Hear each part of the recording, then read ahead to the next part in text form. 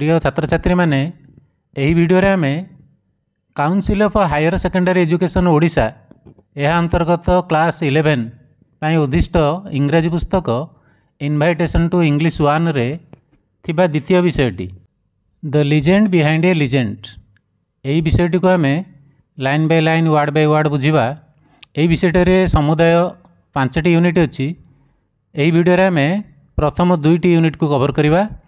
Next second video रे आमे परवर्ती शेष 3टी यूनिट को कवर करिबा। विषयर ना होची the legend behind a legend. Legend अर्थात फेमस पर्सन जहाँ को कहते किंवदंती व्यक्तित्व। तेणु लीजेंड बिहाइंड ए लीजेंड अर्थात जड़े फेमस व्यक्तित्व पछरे आउ जड़े फेमस व्यक्तित्व किभली हाथ अच्छी से कथा ये विषय आम जाना पाइबा। यार लेखक होउछन्ति हरिहरन बालकृष्णन। तेबे जेहेतु एमसीक्यू क्वेश्चन एबे आसुची हमर +2 काउंसिल परीक्षा रे सेतिपई ऑथर बा लेखक विषय में सम्यक धारणा थिबा आवश्यक। तेणु प्रथम पैराग्राफटी अच्छी इंट्रोड्यूसिंग द ऑथर बा लेखक परिचय कौन लिखाई देख।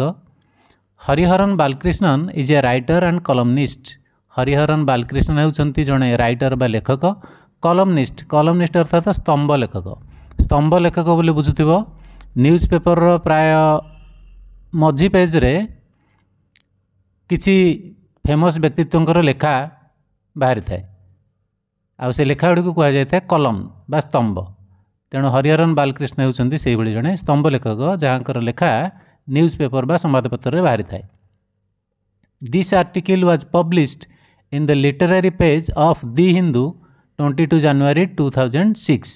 अर्थात यही लेखाटी मध्य सही एक स्तंभर अंशविशेष अटे जहाँ पब्लिश होता बा प्रकाशित होता से लिटरेरी पेज रे दि हिंदूर। दि हिंदू हूँ एक न्यूज पेपर ना इंग्लिश न्यूज पेपर तार लिटरेरी पेज रे बा कलम लेखा पेज रे बाहर थिला। केबे बाहर थिला 2006 मसीहा जनवरी मास 22 तारिख रे। एबे आमे विषय आरंभ करिबा यूनिट 1। तेबे विषय प्रकृत आरंभ होगा पूर्वर एठार वार्म अप बा विषय परिचय दिया जाइछि सेठी को टिके आग पढ़ी बुझिनाबा। कौन लिखाई देख। A legend is a story or a narrative about a famous person. Legend अर्थ यह मध्य अटे एक कहानी बा वर्णना जड़े प्रसिद्ध व्यक्तित्व संपर्क रे बा जड़े प्रसिद्ध व्यक्तित्व संपर्क रे जो लेखा थाए ताकू मध्य लीजेंड कहा जाए। People are also referred to as legends if they have been unusually successful in their own field of work.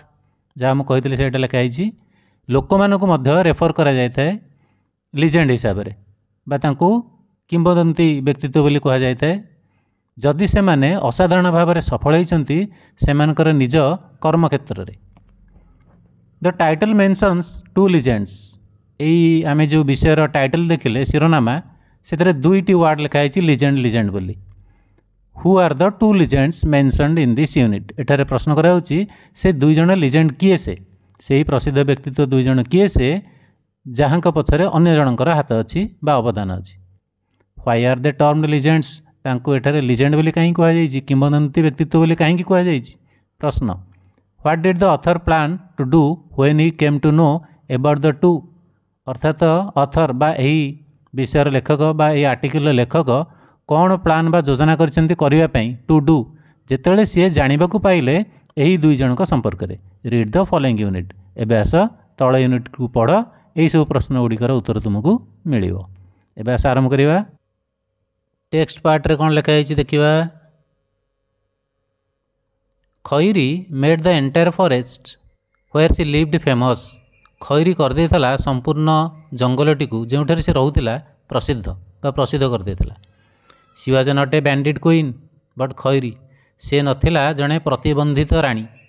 Bandit माने प्रतिबंधित क्वीन माने राणी। प्रतिबंधित राणी क्या कहुए ना जदि डकायत सरदार जड़े लेडीज थाए बैंडिट क्वीन कहुए जोभली कि फूलन देवी को कहुए। से बैंडिट क्वीन नथिला से थिला किंतु Khairi. Khairi the tigress of Jashipur से हूँ जसीपुर बाघुणी। It was exactly 25 years ago when I spent 2 days and 2 nights with Khairi.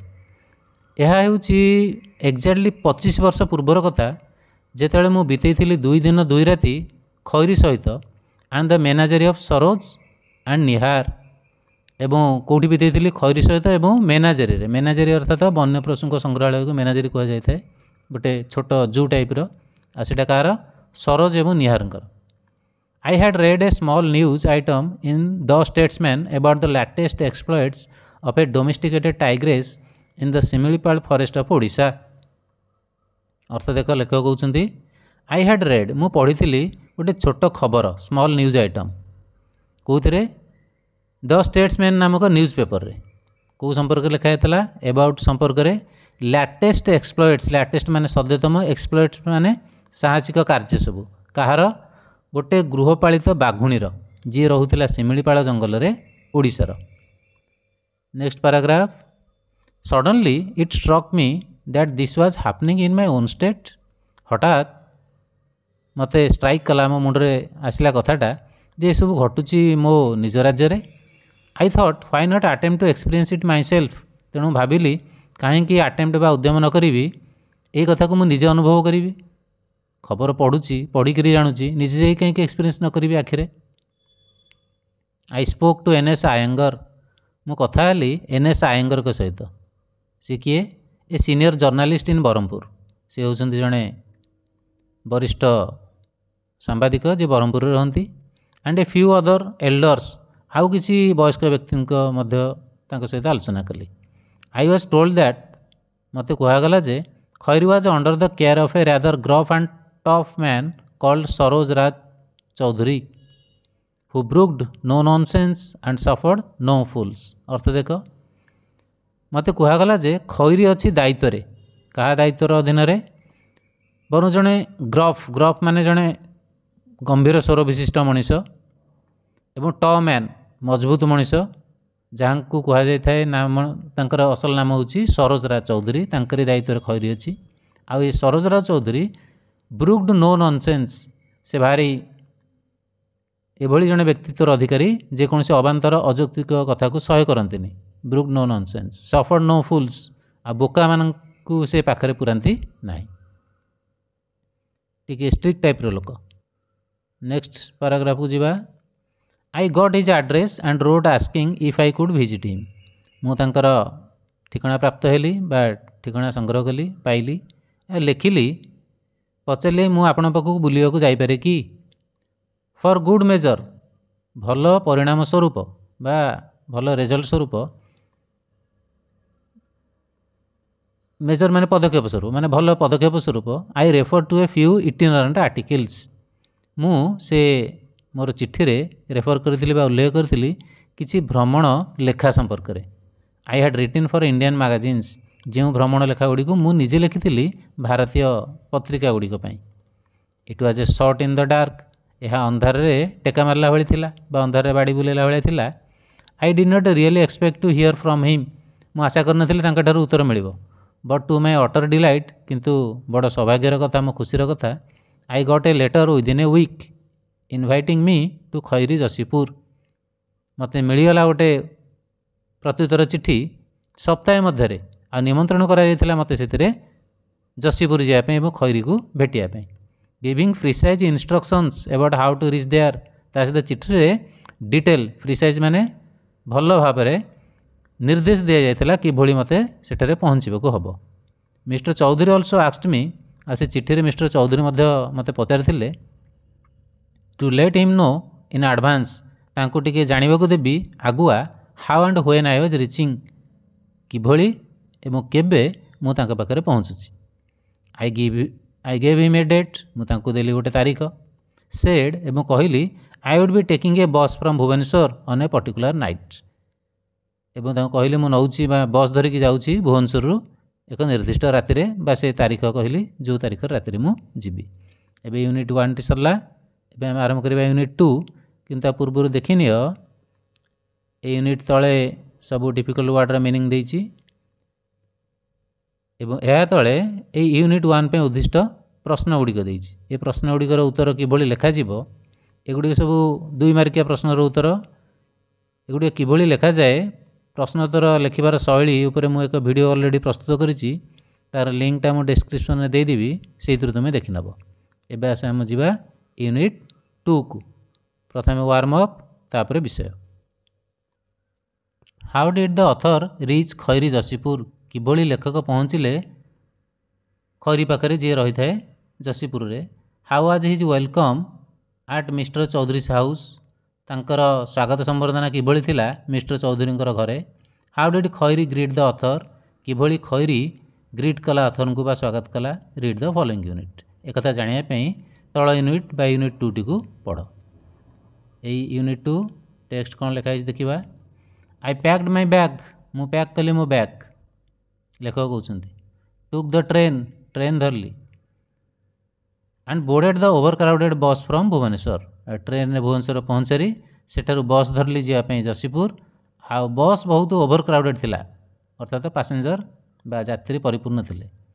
I arrived some time before 4 AM आम जसीपुर रे पहुँचीगली ठीक राति बा जो भोर 4टा पूर्व before. Wondering where to go in that semi darkness आ बस ओह्लै सारी चिंता करी कुआड़े जीवी ये अंधार रे। टू माई अटर सरप्राइज आश्चर्यर कथा within a minute there was the click of boots मु भावुथिबार गोटे मिनिट भितर मते बूट बा जोता शब्द शुभिला। And a voice welcoming me to Khairi Jashipur आ गोटे मनीषर स्वर शुभिला जी मते स्वागत कले जसीपुर को। The forest guard detailed to escort me से थिले जने फॉरेस्ट गार्ड आउ किभली मते बाट गढ़ेकी नेबे से विषय मते डिटेल कहले एवं शेष took me to the guest house एवं नहीं मते पहुँचेले गेस्ट हाउस रे बा अतिथि गृह रे। And put me in my room एवं रखीदे मते मो रूम रे जो रूमटी मो पई उद्दिष्ट थिला। Assured that water was in the jug एवं आश्योर कले बा आश्वस्ति कन्फर्म कले मते जे पानी अच्छी जग रे। आई कुड स्लीप आज लंग आज आई वांटेड एवं कहले मु सोई पारे जे पर्यंत मते निद आवश्यक।